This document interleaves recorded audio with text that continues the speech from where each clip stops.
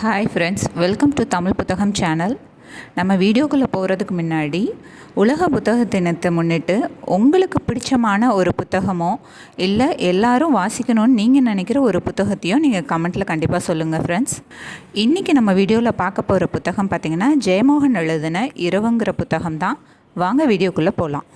இந்த கதை எப்படி ஆரம்பிக்கும்னு பார்த்தீங்கன்னா, சரவணன் ஒருத்தர் இருப்பார். அவர் ஒரு ஆடிட்டராக வேலை பார்ப்பாங்க. அவங்க வேலை விஷயமாக அவர் எர்ணாகுளத்துக்கு ஒரு வீட்டில் போய் தங்கியிருந்து வேலை பார்க்குறதுக்காக போவார். அப்படி அவர் அந்த வீட்டுக்கு போய் தங்கியிருக்கப்ப அவர் எக்ஸ்பீரியன்ஸ் பண்ண ஒரு விஷயத்தை தான் இந்த கதை சொல்லுது. அவர் போய் அப்படி அந்த வீட்டில் தங்கியிருக்கப்ப பார்த்திங்கன்னா, அந்த வீட்டு பக்கத்துலேயே அழகான தென்னை மரங்களும் பக்கத்துலேயே பார்த்திங்கன்னா காயலும் இருக்கும். காயல்னால் வேறு ஒன்றும் இல்லைங்க, கடல் தண்ணி தான். அது ஒரு சின்ன நிலப்பரப்புனால ஸ்ப்ளிட் ஆகிருக்கும். அதைத்தான் காயல்னு சொல்லுவாங்க. அவர் அதை பார்த்து ரொம்ப அழகாக இருக்குன்னு பிரமிச்சு போயிருக்காரு.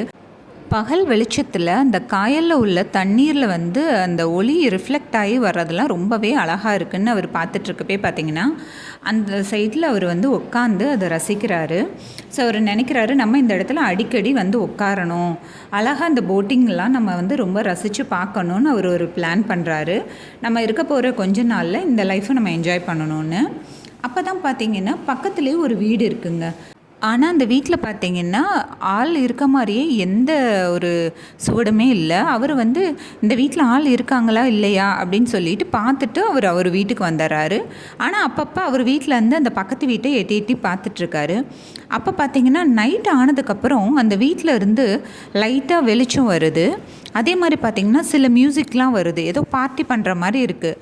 என்னடா பகல்லாம் யாருமே இல்லை, நைட்டு சில கார்லாம் வர்ற மாதிரி இருக்குது, நிறைய பேர் பார்ட்டி பண்ணுற மாதிரி இருக்கே, என்ன நடக்குது அந்த வீட்டில், நம்ம போய் தெரிஞ்சுக்கணுன்னு அவர் ஆசைப்பட்றாரு. அவர் ஒரு சின்ன மனக்குழப்பத்திலே தான் அந்த வீட்டுக்கு போகிறாரு. ஆனால் அந்த வீட்டில் பார்த்திங்கன்னா நிறைய பேர் இருக்காங்க.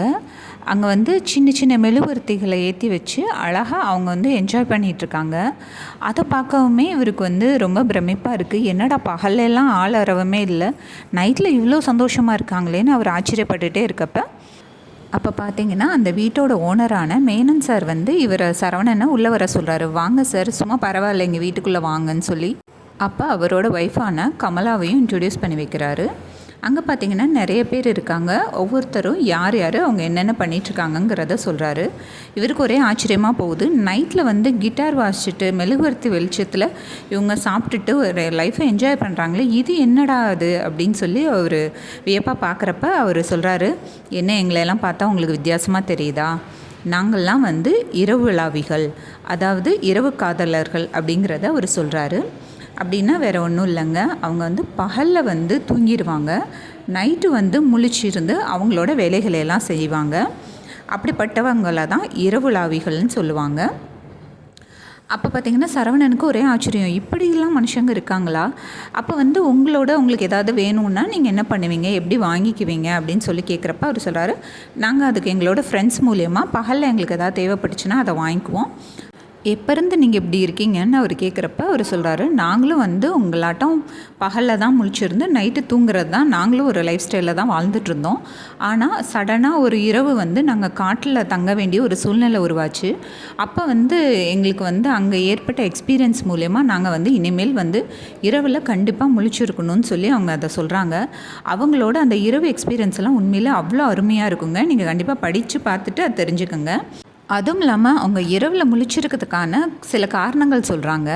அது பார்த்திங்கன்னா அவங்க என்ன சொல்கிறாங்க, பகல் அழகானதே இல்லைங்க, அழகற்றது அப்படிங்கிற மாதிரி சொல்கிறாங்க. ஏன்னா இரவில் நமக்கு எந்த பொருளை நம்ம பார்க்கணுன்னு நினைக்கிறோமோ அந்த பொருளுக்கு எவ்வளோ வெளிச்சம் வேணும்னு நம்ம நினைக்கிறோமோ அந்த அளவுக்கு வெளிச்சம் வச்சு அந்த பொருளை பார்க்க முடியும். பகலில் நம்ம பார்க்குற ஒரு பொருளுக்கும் இருட்டில் நம்ம பார்க்குற ஒரு பொருளுக்குமே நிறைய வித்தியாசங்கள் இருக்குங்கிறத அவங்க சொல்கிறாங்க. அதையுமே சரவணன் கண்கூட பார்க்குறாரு. அவருக்குமே இது ஒரு டிஃப்ரெண்ட்டான ஒரு எக்ஸ்பீரியன்ஸாக இருக்குங்க. அடுத்தது பார்த்திங்கன்னா இந்த கதையோட ஒரு முக்கிய கதாபாத்திரமான நீலிமா வர்றாங்க. அவங்களோட வாழ்க்கையில் என்னென்ன நடந்துச்சு, அவங்க எப்படி இந்த அமைப்புக்குள்ளே வந்தாங்கங்கிறதெல்லாம் அவங்க தெரிஞ்சுக்கிறாங்க.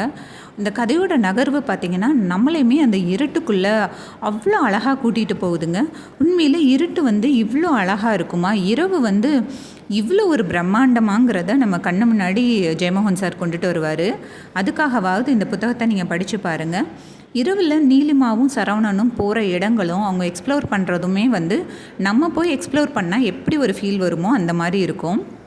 சரவணன் வந்து பகலில் வந்து அவர் வந்தப்போ அவர் வந்து அந்த காயலை பார்த்த விதமும் அதில் உள்ள படகுகளை பார்த்த விதத்துக்கும் அவர் நைட்டு இந்த நீலிமா கூட சேர்ந்து அவர் வந்து அந்த காயலையும் அந்த படகுகளையும் இரவு வெளிச்சத்தில் அவரோட பார்க்குறப்ப அவரோட பார்வையே அவ்வளோ அழகாக இருக்குது. அவர் யோசிக்கிறாரு, எப்படி நம்ம இந்த அழகை இத்தனை வருஷம் நம்ம பார்க்காம வேஸ்ட் பண்ணிட்டோம் நம்ம லைஃப்பை அப்படின்னு. அவர் மட்டும் இல்லைங்க, நம்மளையும் யோசிக்கிற அளவுக்கு ஜெயமோகன் சார் வச்சுருவார். அவங்களோட காதல் ஜேர்னிலாம் வந்து அது வேறு ஒரு விதமான எக்ஸ்பீரியன்ஸ் தாங்க. ஆனால் பார்த்திங்கன்னா சரவணனுமே ஒரு தயக்கத்திலே தான் இருப்பா. அப்படி நம்ம வந்து நீலிமாவை வந்து நம்ம லவ் பண்ணி கல்யாணம் பண்ணால் அவங்க வந்து நம்ம கூட வருவாங்களா, பகலில் வாழ வந்துடுவாங்களா, இல்லை நம்ம தான் அவங்களுக்காக மாறணுமா அப்படிங்கிற ஒரு நிறைய குழப்பத்தில் இருப்பார். ஆனால் நீலிமானால் கண்டிப்பாக பகலில் வந்து வாழ முடியாதுங்கிறத அவங்க சொல்லிடுவாங்க. ஸோ சரவணன் வந்து நம்மளால் இதை வந்து மாற்றிக்க முடியுமாங்கிறத அவர் ஒரு சின்ன குழப்பத்திலே தான் இருப்பார். ஏன்னா இரவு வாழ்க்கைங்கிறது வந்து எவ்வளோ அழகானதோ அதே மாதிரி அவ்வளோ ஆபத்தானதும் கூடங்க. நீங்கள் இந்த கதையை படிக்கிறப்பயே உங்களுக்கே புரியும். ஏன்னா வந்து நம்ம வந்து அவ்வளோ அந்த அழகை எக்ஸ்பீரியன்ஸ் பண்ணுவோம், ஆனால் வந்து அந்த அழகில் உள்ள ஆபத்துகளும் நமக்கு புரியும். கேரளாவில் கதை நடக்குதுங்கிறப்பயே உங்களுக்கு புரிஞ்சிருக்கும். கண்டிப்பாக எந்திரம் தந்திரம் யட்சி இவங்களை பற்றிலாம் சொல்லாமல் இருக்க மாட்டாங்க. ஸோ அந்த போர்ஷனும் இந்த கதையில் கண்டிப்பாக இருக்குங்க. கதை மட்டும் இல்லைங்க, கடைசியில் பார்த்திங்கன்னா கமலா மேலே மேனன் வச்சுருந்த காதலுமே வந்து ரொம்ப அழகானது. நீங்கள் வந்து இரவோட அழகை வந்து நீங்கள் உணரணுன்னா கண்டிப்பாக நீங்கள் படிக்க வேண்டிய புத்தகம்னு நான் அதை சொல்லுவேன். இன்னொரு முக்கியமான விஷயம், நீங்கள் இந்த புத்தகத்தை படிக்க ஆரம்பிக்கிறது வந்து லேட் நைட்டு படிங்க. இல்லாட்டி ரொம்ப இருட்டினதுக்கப்புறம் கொஞ்சம் ஊர் அடங்குனதுக்கப்புறம் நீங்கள் இந்த புத்தகத்தை வாசிக்க ஆரம்பிச்சிங்கன்னா உங்களை இந்த புத்தகம் தனக்குள்ளே இழுத்துட்டு போயிருங்க.